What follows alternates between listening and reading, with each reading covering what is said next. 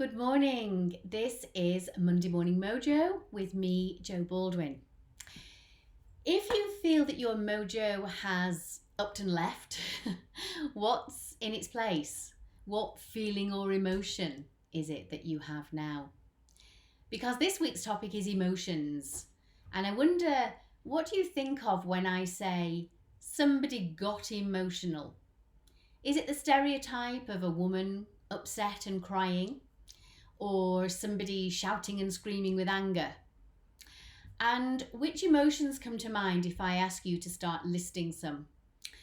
When I asked a group of clients in a workshop recently about emotions, the first few that came up on the list were negative ones: anger, fear, jealousy, disappointment, sadness.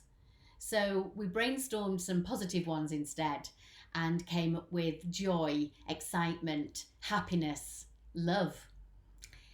Today, I want to get the message across that there's no right or wrong about emotions, and we shouldn't be made to feel bad when we express them. Emotions are just a fundamental part of being human. There are natural inbuilt response to our thoughts and our interpretations about the world as we're experiencing it. But they can get in our way sometimes, and I'll talk about that more in just a moment.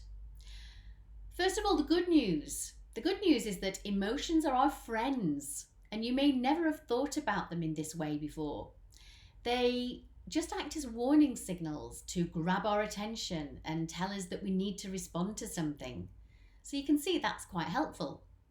So for example, anger is just the body's way of telling you to defend your boundary. It tells you somebody's stepped over the line here and is trying to sort of say to you, deal with this issue here and now in the moment. Fear simply means there's a threat or a risk coming. And all the symptoms that you get with fear are those symptoms of preparing the body for the fight, flight, or freeze response.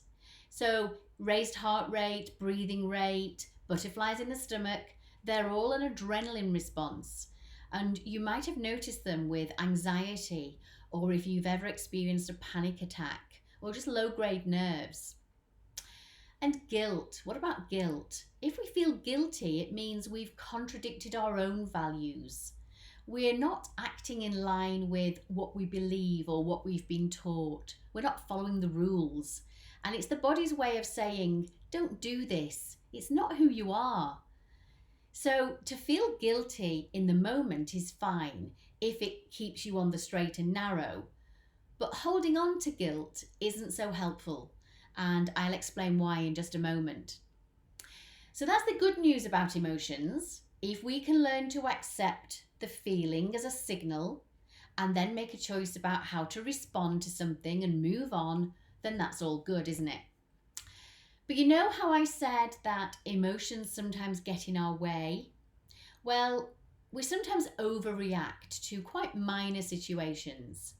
Our emotions become heightened, or we stay stuck in an emotion for a prolonged period of time. And why is this? I think sometimes it depends on our current state of well-being or the environment or context that we're in. Perhaps it's our workload or our stress levels at the moment. And for women, it might be our hormonal state, the time of the month. And these are things that I encourage my clients to look out for, monitor, and take into account when they're getting emotional, to see what's underlying the emotion and to see what can be improved to help with that emotional state. But the other big factor is how much uncomfortable emotion we're carrying from the past. And you might not even be aware of this because it happens at a subconscious level. So good survival techniques or tactics mean we repress painful emotions deep into our subconscious so that we can cope with the everyday. It's actually a good design mechanism from way back in our caveman days, and it allowed us to stay focused on survival.